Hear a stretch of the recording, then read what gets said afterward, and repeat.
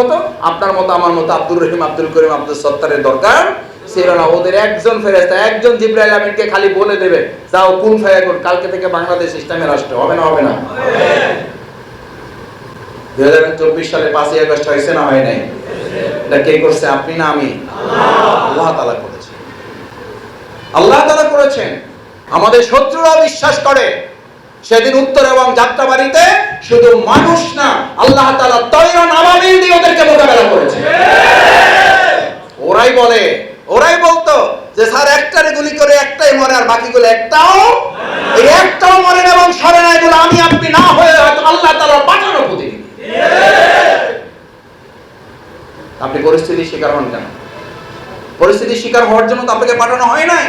আপনাকে পাঠানো হয়েছে আপনি পরিস্থিতি পরিবর্তন করবেন। তাহলে আপনার রিপোর্ট ছুটে যায় কেন? সালাত ছুটে যায় কেন? তাহাজ্জুদ ছুটে যায় কেন?